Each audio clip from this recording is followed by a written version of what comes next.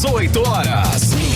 Notícias de Manaus, Amazonas, Brasil e do mundo. Agora na Mix. Muito bem, 6 horas em ponto em Manaus. Muito boa noite para você em 100,7. Boa noite para você na sintonia certa no melhor Mix do Brasil. Estamos começando mais uma edição do programa 18 horas. Hoje é quarta-feira, hein? Dia 21 de outubro de 2020. Nós estamos aqui, eu, Ari Guedes, Karime Leão e toda a equipe de jornalismo que produz aí o 18 horas, Karime Leão. Muito boa noite a todos nós. E você, muito né? Boa noite, Querido seja muito bem-vindo, Carlão. Tava descansando um pouquinho. Tava dando um time square. Exato. Muito boa noite para você que acompanha a programação aqui da Mix Manaus. Estamos juntos sim, até às 7 da noite com o programa 18 horas. Boa noite especial pra galera do aplicativo Humano que nos assiste ao vivo e a cores aqui nos estúdios da Rádio Mix. E se você quer conferir, vá lá depois no 18horas.com.br, o site de notícias da Mix Manaus. Confere o nosso programa e os programas anteriores. Nós estamos também no YouTube, temos lá o 18 horas, vá lá e confere a gente. Direto nas redes sociais para você conferir aí as notícias do dia do 18 horas. Karime Leão, vamos voltar a falar daquela vacina, né, que tá, né, uma polêmica total aí, a vacina contra a Covid-19. A Agência Nacional de Vigilância Sanitária, Anvisa, informou hoje, né, que morreu um dos voluntários brasileiros que participava do teste, né, dos testes, na realidade, da vacina de Oxford. Olha aí. Pois é, Carlão, a agência disse ter sido notificada da morte no dia 19 de outubro e que foi informada que o comitê independente que acompanha o caso sugeriu o prosseguimento do estudo. A Anvisa, ela não esclareceu se o voluntário, que é um médico carioca de 28 anos de idade, se ele tomou a vacina ou placebo. Complicado, hein? No Brasil, a vacina desenvolvida em parceria entre o laboratório AstraZeneca e a Universidade de Oxford é a principal aposta do governo federal e ela está na fase 3 dos testes, quando é verificada a eficácia da imunização. Pois é, vamos dar um balanço, né, dessas vacinas, que são muitas. Tá? Até o dia 21 de outubro, a Organização Mundial da Saúde já havia registrado cerca de 179 pesquisas em desenvolvimento da vacina contra a Covid-19, com pelo menos 44 delas sendo testadas em humanos. Destas, 10 estão na terceira e última fase. E 4 vacinas estão em testes aqui no Brasil, né? A da Oxford, que foi a primeira a começar os testes no país, com 10 mil voluntários. A segunda é a Coronavac, produzida em parceria entre o laboratório chinês e o Butantan, lá de São Paulo, com testes em 7 estados brasileiros, englobando aí 13 mil voluntários. E a terceira é da farmacêutica Pfizer e a empresa BioNTech, com testes em 3.100 voluntários brasileiros. A quarta é da Johnson & Johnson, feita com 7.500 voluntários em 11 estados aqui no Brasil. Os testes da Johnson & Johnson estão suspensos neste momento. Agora vamos falar da polêmica, porque ontem, vacina é polêmica, né? Compra ou não compra? Ontem nós falamos aqui no programa das 18 horas, aqui nós falamos da reunião entre o ministro da Saúde, Pazuello, e os governadores dos estados, de todos os estados do Brasil e Distrito Federal.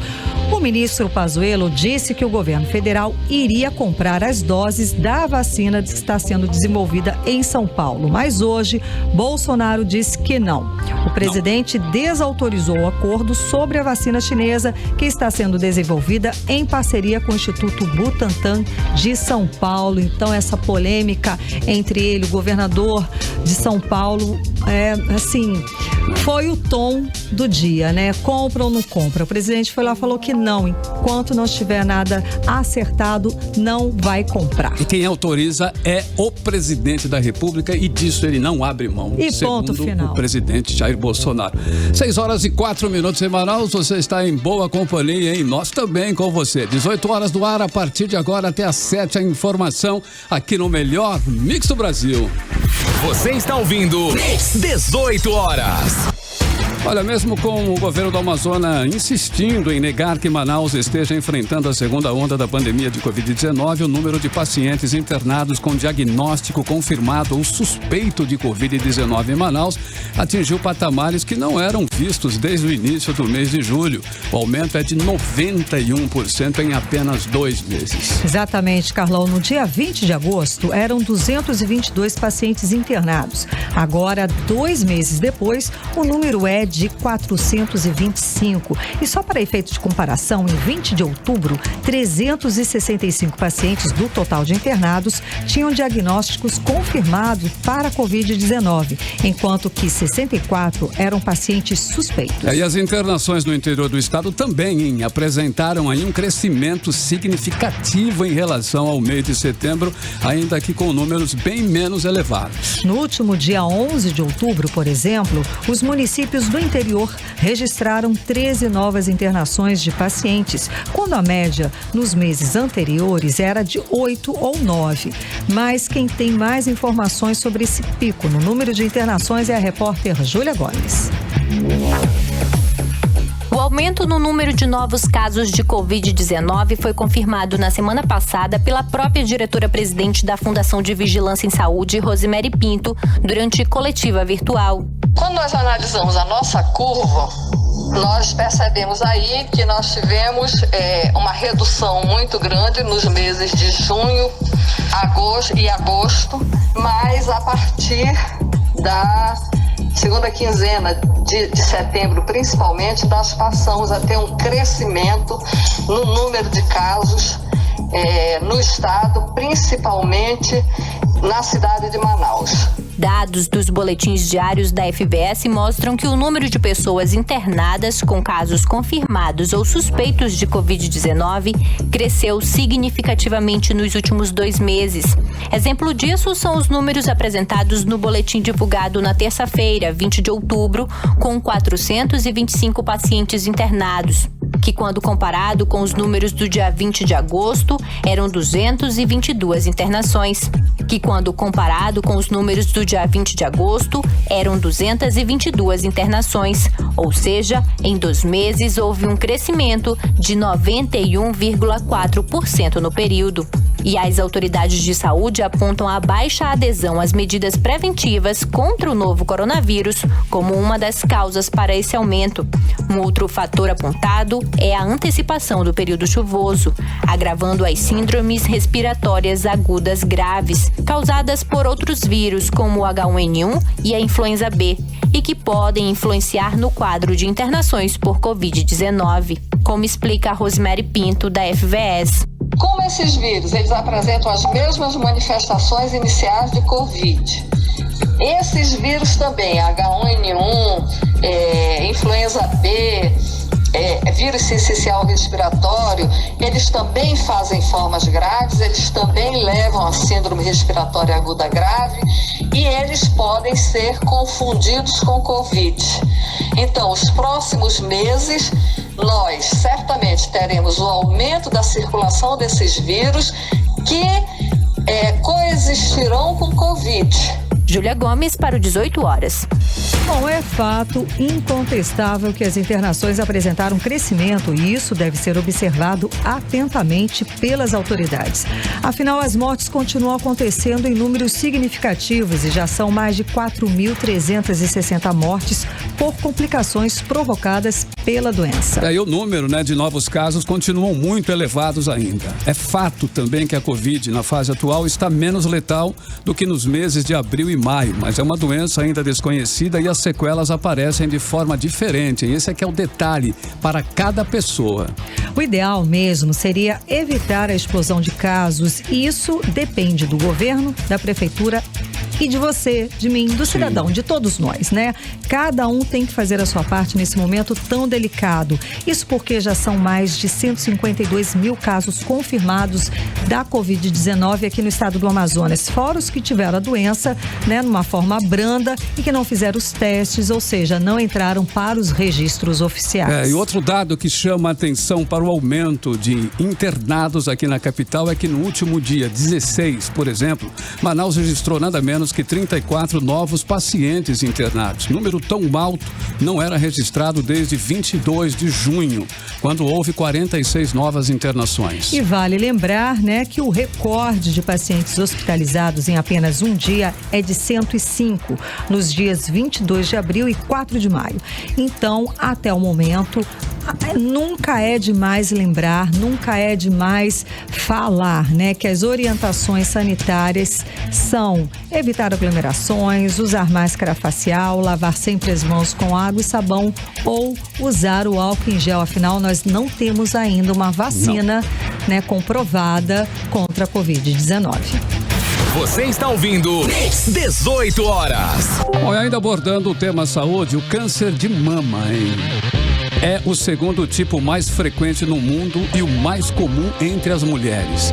Mas não é exclusivo delas. Existem casos de câncer de mama em homens também. Portanto, atenção aí os homens. É mais raro, segundo o Instituto Nacional do Câncer, representa menos de 1% dos casos. Pois é, e aqui no Amazonas, no meio da campanha do Outubro Rosa, a Fundação Centro de Controle de Oncologia começou o tratamento de um homem diagnosticado com a doença. E a repórter Nathalie Moraes traz os detalhes. Apesar de raro, um caso para cada 100 pessoas, o câncer de mama masculino exige dos homens conscientização sobre a importância de ficarem alerta aos sinais da doença, tanto quanto as mulheres. Atualmente, a Fundação Centro de Controle e Oncologia do Estado do Amazonas atende a um paciente do sexo masculino diagnosticado com câncer de mama.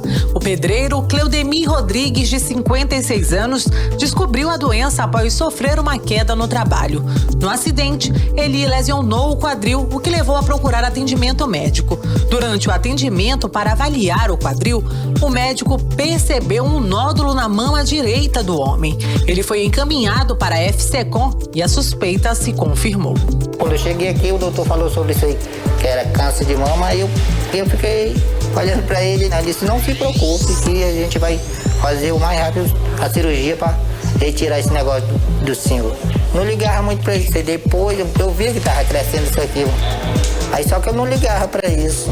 Aí eu fui ligar mais para minha perna que aí começou a doer, aí foi que eu parei e fui ver isso aí.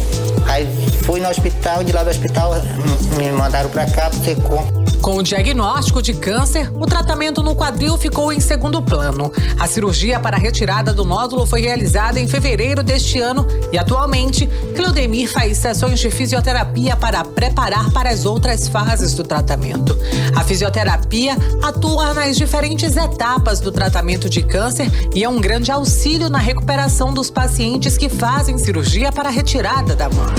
Cleudemir é atendido pela fisioterapeuta Alessandra Ferreira.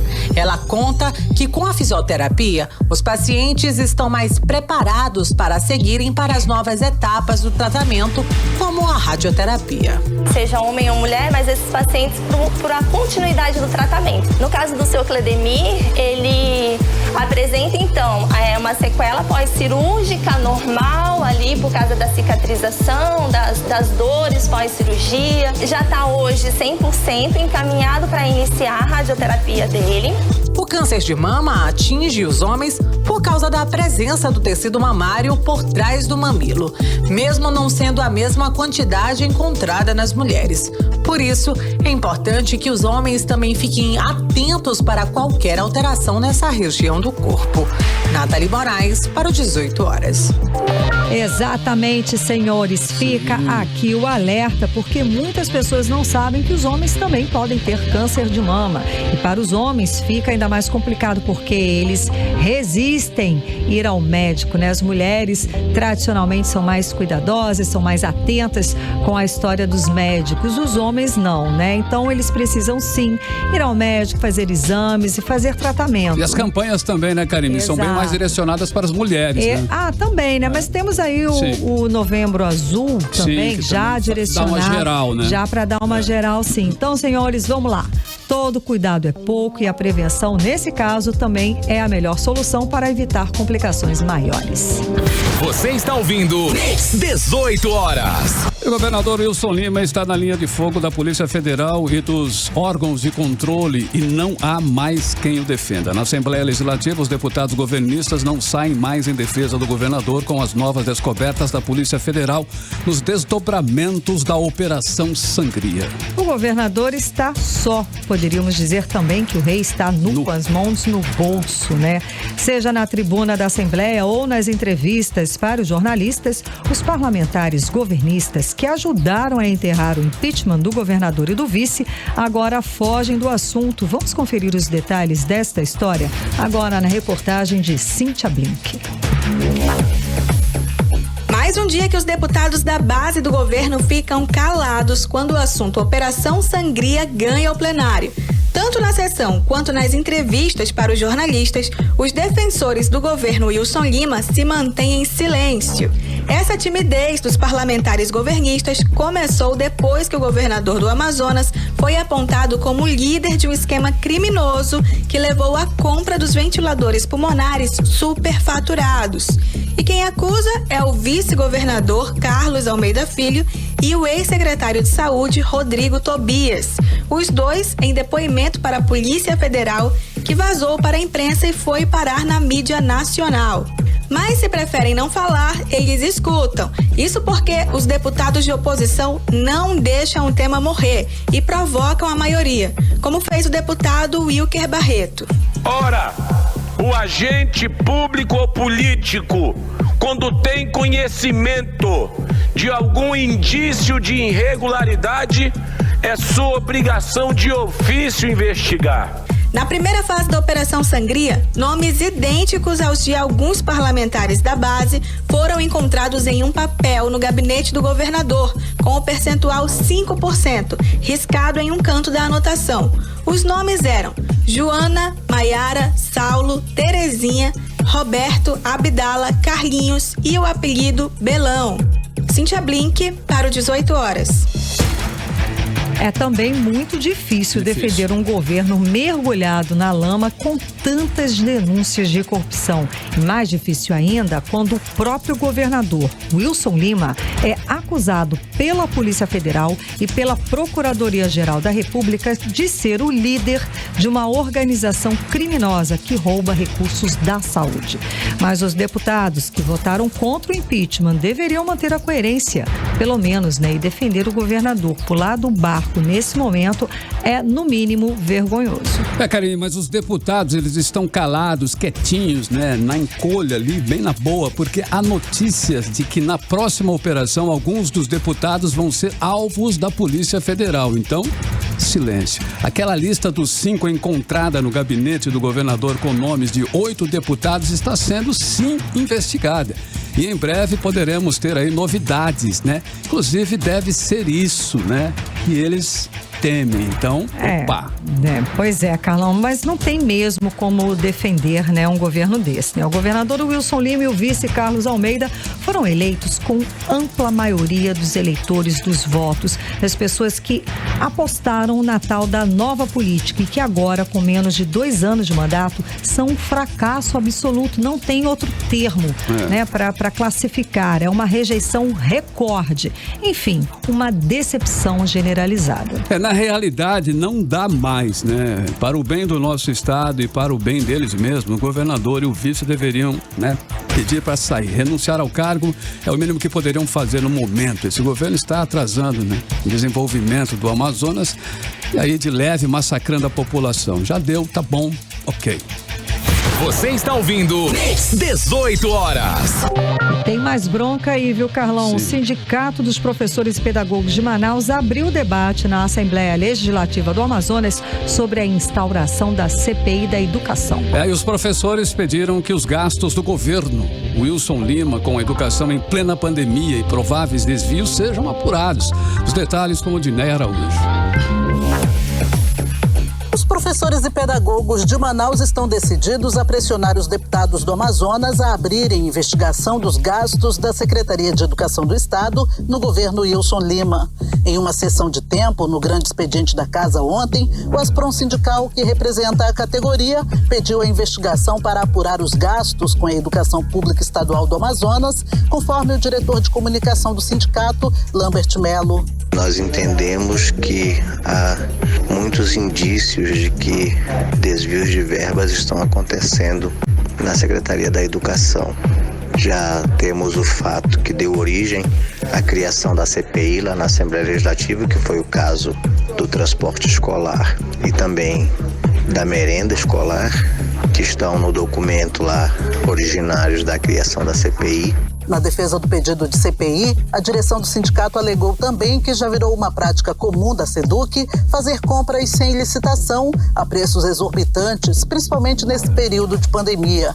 Também temos várias outras denúncias que surgiram aí com a pandemia da Covid-19, como a contratação das máscaras com a empresa de Mato Grosso, que foi um escândalo nacional.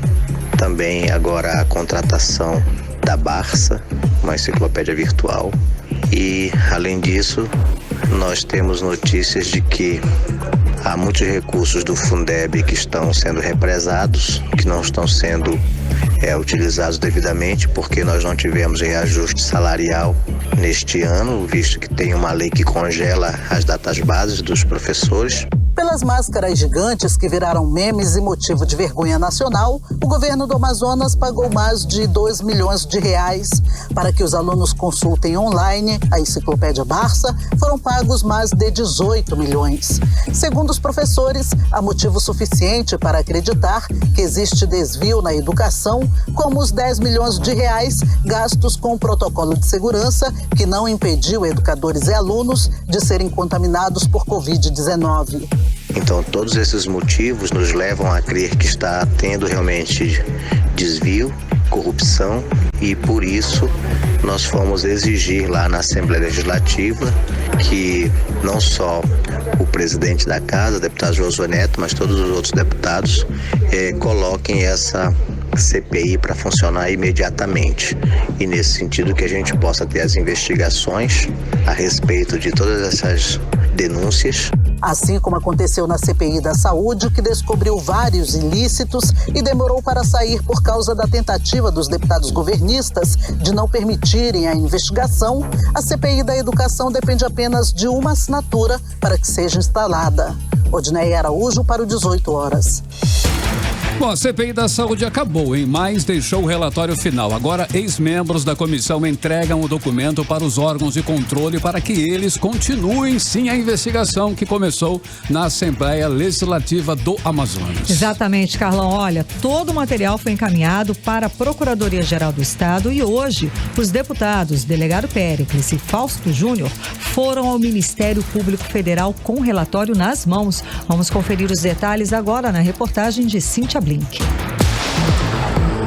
Depois de entregar o relatório final à Procuradoria-Geral do Estado, membros da extinta CPI da Saúde levaram o documento, resultado de 120 dias de trabalho, ao Ministério Público Federal. O procurador-chefe do MPF no Amazonas, Tiago Correia, recebeu o documento das mãos dos deputados delegado Péricles e Fausto Júnior. O primeiro presidiu e o segundo relatou a comissão, que foi encerrada em setembro. Péricles diz que acredita no trabalho do MPF.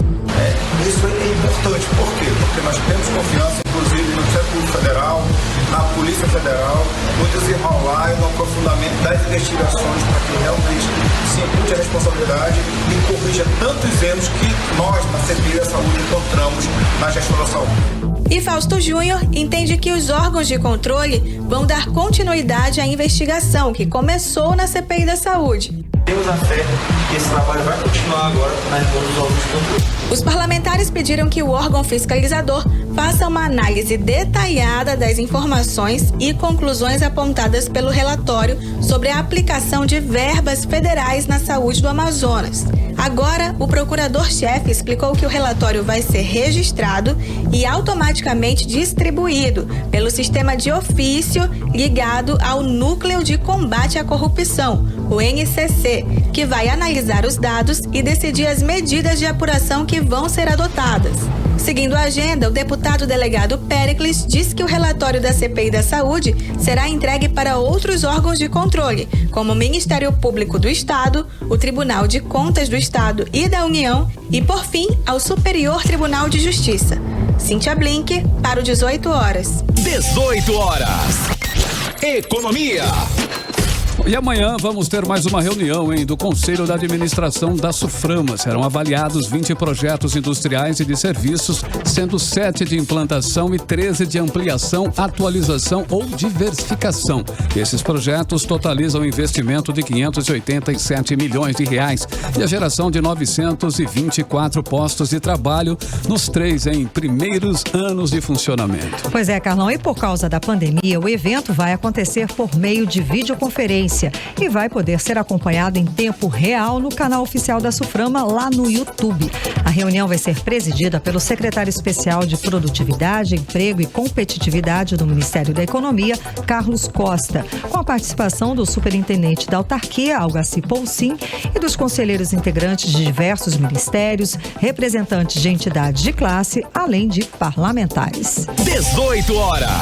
Muito bem, 6 horas 25 minutos em Manaus. Você está no melhor Mix do Brasil e até às 7 da noite você confere a notícia e informação no programa 18 horas e a gente abre a playlist de hoje, a primeira Midnight Sky é uma das novas canções de Miley Cyrus, gravada por seu futuro e 7º álbum de estúdio, que é o She Is Miley Cyrus. Essa música foi lançada em agosto deste ano e é um mix de pop, disco, eletrônica, pop rock, enfim. É uma música maravilhosa que vamos conferir agora, Midnight Sky. Você está ouvindo 18 horas. 6 horas 30 minutos em Manaus. Assim começamos, a primeira da playlist de hoje, Midnight Sky, Miley Cyrus. Mix. Agora nós vamos conferir a previsão do tempo para esta noite e madrugada, Hoje, quarta-feira, com Karime Leão. Previsão do tempo. Segundo informações do Clima Tempo, a previsão é de chuva rápida durante a noite e a madrugada. A mínima prevista é de 23 graus e a máxima não deve passar dos 32 graus. As chances de chuva são de 90% e a umidade relativa do ar pode chegar a 74%. Em Manaus, 6 horas e 30 minutos. Boa noite. O governador Wilson Lima vetou o projeto de lei que tentava proibir o Estado de fazer contratos com parentes, secretários do governo do Amazonas. E hoje os deputados da Assembleia Legislativa teriam a chance de escolher se mantinham ou derrubavam a decisão. Mas a líder do governo preferiu adiar essa votação e quem traz os detalhes pra gente agora é a repórter Cíntia Blink. Não foi dessa vez que os deputados da Assembleia Legislativa do Amazonas votaram o veto que o governador Wilson Lima deu para o projeto de lei que impede o governo do Amazonas de contratar empresas de parentes de secretários de Estado. A proposta, que nasceu na extinta CPI da Saúde, foi considerada ilegal pelo Poder Executivo. Isso porque, segundo a Procuradoria-Geral do Estado, não cabe aos deputados estaduais legislarem sobre esse assunto. O veto era o segundo item da pauta de votação desta quarta-feira, mas foi retirado de pauta a pedido da deputada Joana Dark, líder do governo na Assembleia. Para o deputado delegado Péricles, que presidiu a CPI finalizada em setembro, a retirada da pauta não teve justificativa. A presidente da sessão disse, a deputada Alessandra, que foi o pedido da deputada Joana Dark para retirar alguns projetos de lei que não iriam trancar a pauta para que a gente pudesse votar em uma outra oportunidade. Somando os deputados que estavam no plenário físico e virtual, 15 parlamentares estavam presentes na hora da votação. Mas A líder da base, Joana Dark, justificou dizendo que os vetos foram retirados apenas para enxugar a pauta, pois o quórum estava baixo e se a pauta fosse extensa, eles poderiam perder a quantidade de deputados presentes para a votação das demais pautas. O quórum mínimo para se votar um veto é de 13 deputados e ele passa a trancar a pauta depois de tramitar na Assembleia por 15 dias. Quer dizer, se não for possível simplesmente retirar o veto da votação, resta a estratégia de esvaziar o plenário, caso a base não queira se posicionar. Ainda assim, mais cedo ou mais tarde, os deputados estaduais do Amazonas vão ter que escolher publicamente se vão manter ou derrubar o veto do governador. Caso o plenário vote contrário ao veto, o projeto de lei que impede o governo do Amazonas de contratar empresas de parentes de secretários de Estado vira lei no Amazonas. Cíntia Blink, para o 18 horas. Você está ouvindo 18 horas. Olhem, os gastos bilionários com segurança no Amazonas não conseguiram reduzir a violência no estado. Isso segundo o Anuário Brasileiro de Segurança Pública. Em 2019, foram investidos mais de 2 bilhões de reais na segurança pública, mas as mortes violentas aumentaram em mais de 3% no primeiro semestre deste ano. Vamos conferir mais dados sobre o assunto agora na reportagem de Odinei Araújo. O ano ainda nem terminou e as mortes violentas no Amazonas já são mais do que em 2019, segundo o 14º Anuário Brasileiro de Segurança Pública, divulgado domingo pelo Fórum Brasileiro de Segurança Pública. No primeiro semestre deste ano, foram registrados 456 homicídios contra 450 nos 6 primeiros meses de 2019. E o número de mortes violentas intencionais no Amazonas aumentou 3,8%. No primeiro semestre de 2019, foram 524 mortes, contra 544 no mesmo período desse ano. Em relação a latrocínio, quando a pessoa mata para roubar, foram 25 em 2019 e 22 neste ano. A variação também foi pequena em casos de lesão corporal seguida de morte. Em 2019 foram 13 casos, em 2020, 12. Mas ainda faltam mais de 2 meses para o ano acabar e os números ainda podem aumentar. Para entendermos melhor esses números, é como se 38 pessoas fossem assassinadas todos os meses em Manaus. O professor de Ciências Sociais da Universidade Federal do Amazonas, Luiz Antônio Nascimento, lembra que o crescimento da violência no Amazonas em 2020 é quase a metade do crescimento da taxa de violência esse ano em todo o Brasil, que chega perto de 7,8%. A gente vinha com um gradiente decrescente, nós vimos caindo a taxa de violência.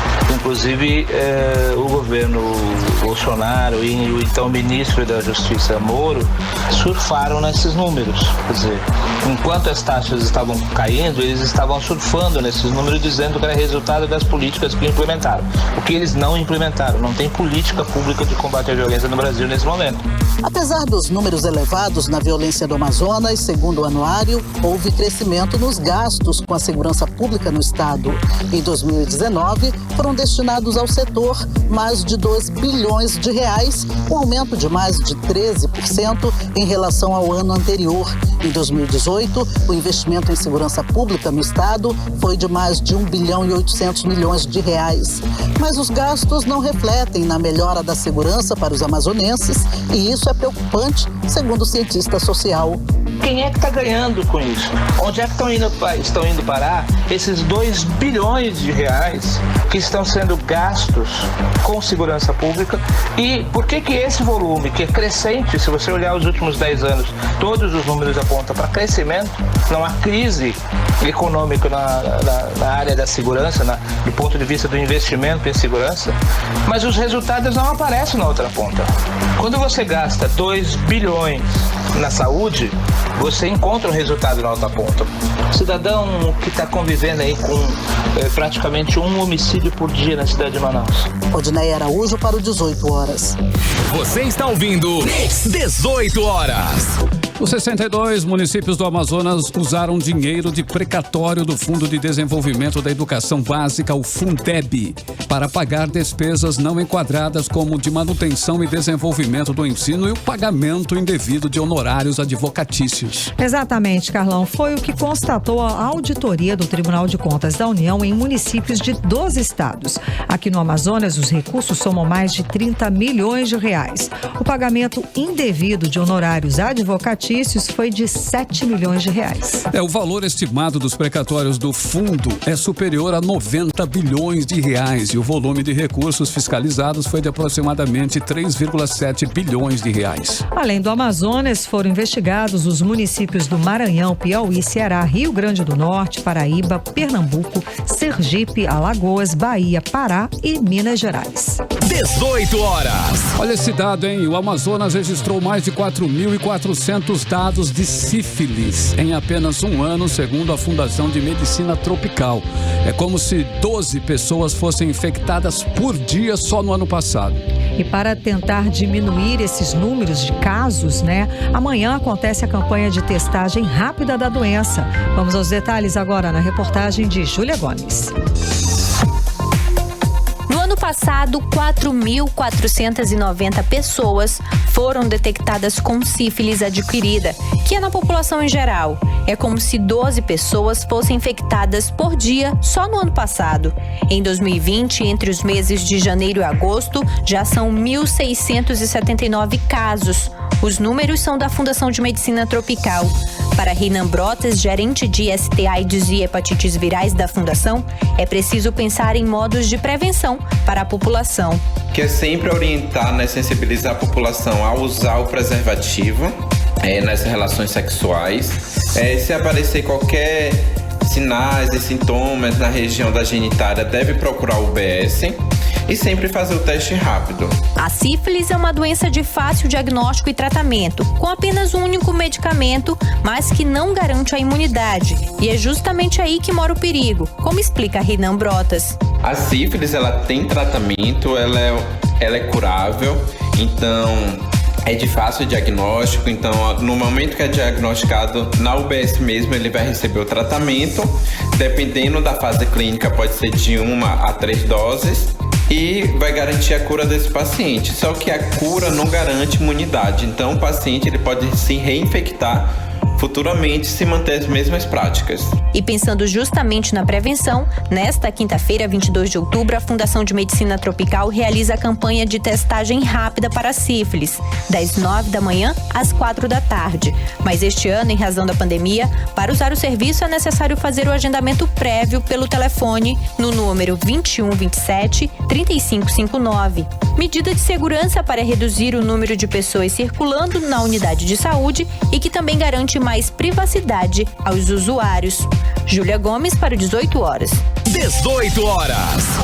E o aniversário de Manaus, que acontece neste sábado, dia 24, vai afetar o horário de funcionamento do comércio aqui na capital. A FEComércio divulgou como vão ficar os horários do comércio varejista e atacadista. O comércio na região do centro vai funcionar das 9 da manhã até 1 da tarde, com exceção dos supermercados, que devem manter os horários normais de funcionamento. Olha só, já os shoppings divulgaram os seguintes horários de funcionamento. O Amazonas Shopping, o Manauara, o Samaúma, o São José, o Via Norte e o Ponta Negra funcionam das 10 da manhã até as 10 da noite. Já o Manaus Plaza e o Milênio funcionam das 2 da tarde até as 8 da noite. 18 horas. Agora são 6 horas e 41 minutos em Manaus. Você na sintonia certa, você no melhor mix do Brasil. Até às 7 você confere o programa 18 horas. E nós vamos com a segunda da playlist de hoje. Letter to You é o título do próximo álbum de estúdio de Bruce Springsteen. Olha aí, o veterano Bruce Springsteen. É o 20º disco da carreira deste mestre do rock americano. É fera ele. Conta com o apoio da Street Band, que o acompanha desde 2014. E é claro que o lançamento foi recebido com a aclamação de público, de crítica, de todo mundo, todos os fãs, Vamos então conferir a tão esperada Letter to You. Você está ouvindo 18 horas.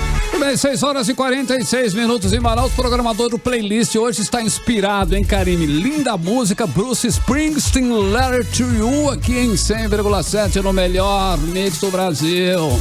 Mix. Muito Bem, agora nós vamos conferir a previsão do tempo, né? Para amanhã, quinta-feira. Vamos ter sol, chuva, Karime Leão. Previsão do tempo com Karime Leão. Previsão do tempo. Carlão, segundo informações do Clima Tempo, teremos sim sol e chuva, afinal de contas estamos em Manaus, né? Tudo ao mesmo tempo agora, num dia só. Vamos ter sol e aumento de nuvens de manhã e a previsão é de pancadas de chuva à tarde e à noite. A mínima prevista é de 24 graus e a máxima não deve passar dos 33 graus. As chances de chuva são de 67% e a umidade relativa do ar pode chegar a 74%. Agora 6h46, boa noite.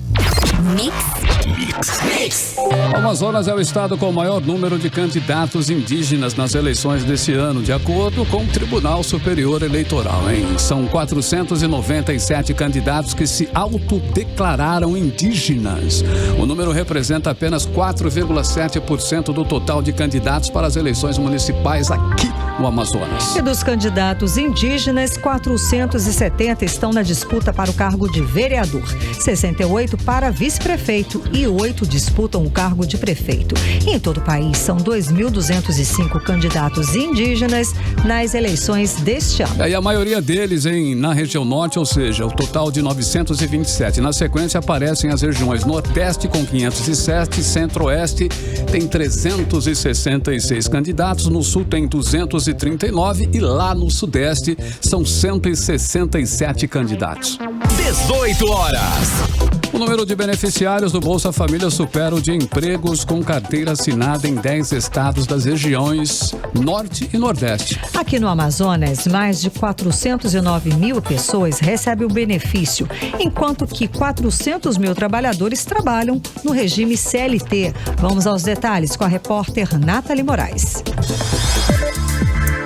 O número de beneficiários do Bolsa Família supera o de empregos com carteira assinada em 10 estados das regiões Norte e Nordeste. Na região Norte, estão nessa lista os estados do Amazonas, Acre, Amapá e Pará. O levantamento foi realizado pelo portal 360 Graus, com base nos dados do Cadastro Geral de Empregados e Desempregados e do Ministério do Desenvolvimento Regional. O Amazonas, um dos estados mais atingidos pela pandemia do novo coronavírus, ultrapassou em 9.812 o número de beneficiários do Bolsa Família em relação aos empregos com carteira assinada. Segundo o levantamento, o estado registrou 400.096 trabalhadores formais contra 409.908 beneficiários com o programa do governo. Foi a partir de março deste ano, quando o estado decretou estado de calamidade pública, que iniciou uma queda acentuada na atividade econômica e também nos postos de trabalho, especialmente dentro do polo industrial de Manaus.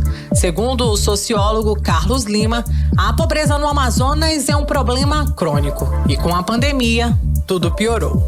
Crise econômica, o SUS sendo sucateado e dilapidado. O nosso ensino público, vergonhoso, já não era tão bom, mas consegue piorar bastante. Bilhões retirados do SUS e da educação. A partir de 2019, a coisa piora, a tempestade fica mais densa. O diz respeito à cultura, ciência, saúde, educação, que são os pilares que podem nos trazer esperança desse país vir um dia a ser desenvolvido. Nossa competitividade e produtividade em baixa.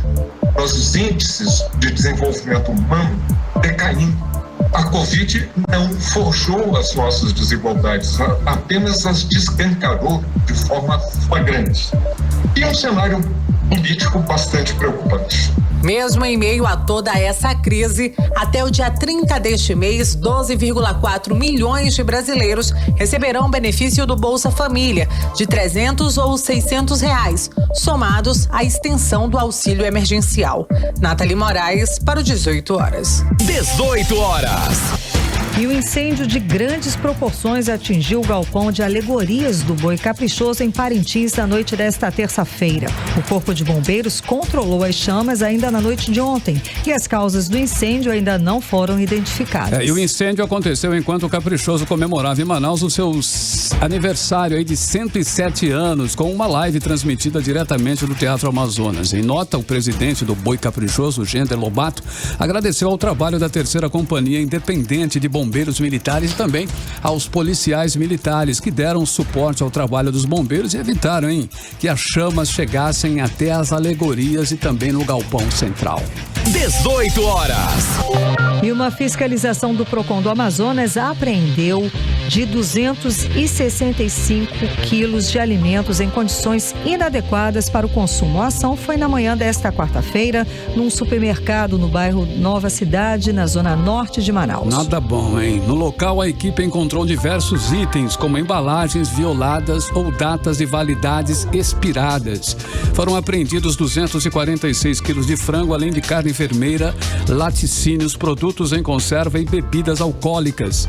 A mercadoria foi descartada e o estabelecimento assinou um auto de constatação. E a equipe do Procon alerta, que durante as fiscalizações a quantidade de alimentos inadequados para o consumo tem aumentado. Na terça-feira desta semana, o órgão apreendeu mais de 60 quilos de frango e hoje foram aproximadamente 250 quilos. Olha o detalhe, o consumidor pode denunciar e deve, inclusive, denunciar essas irregularidades aí na sede do Procon, na Avenida André Araújo, número 1500, no Aleixo, de segunda a sexta-feira, das 8 da manhã até as 2 da tarde. Bom, depois desse horário, o atendimento é feito com um agendamento prévio pelo telefone 3215-4009. 3215-4009. O consumidor também pode abrir uma reclamação no número 0800 092 1512. 0800 092 1512. 18 horas. E a obesidade aumentou em pessoas com mais de 20 anos de idade, isso segundo dados do IBGE, e já atinge mais de 26% da população jovem do país. Os detalhes com Júlia Gomes. O aumento de obesos com 20 anos ou mais de idade mais que dobrou no país entre 2003 e 2019, passando de 12,2% para 26,8% da população jovem. Além disso, mais de 61% das pessoas nessa faixa etária estão com excesso de peso. Quando se analisa o peso entre os gêneros, a obesidade e o sobrepeso atingem mais as mulheres.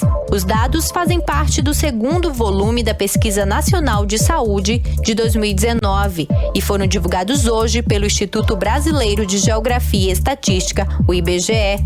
Em 2019, cerca de 96 milhões de pessoas, ou 60,3% da população de 18 anos ou mais de idade, tinham excesso de peso.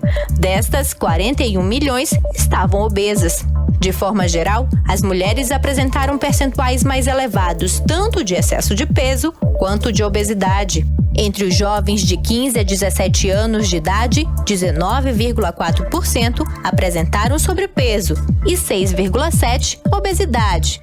Para a responsável pela pesquisa, a analista Flávia Vinhais, as causas para o excesso de peso e obesidade são a baixa qualidade da alimentação do brasileiro e a escassez de atividades físicas. A gente sabe que os hábitos alimentares e que o sedentarismo podem ser as principais causas desse retrato que a PNS 2019 apresenta, mas é fundamental que a partir dos dados divulgados, os especialistas em saúde pública e as autoridades públicas possam estruturar políticas, programas de combate ao excesso de peso e à obesidade, porque há evidências epidemiológicas de que a incidência de várias doenças, como doenças cardiovasculares e diabetes, aumentam significativamente com o aumento do índice da massa, da massa corporal. Júlia Gomes para o 18 horas. Você está ouvindo 18 horas. Agora são 6 horas e 55 minutos em Manaus e nós vamos atualizar os números da Covid-19 aqui no Amazonas e também no Brasil com Karime Leão.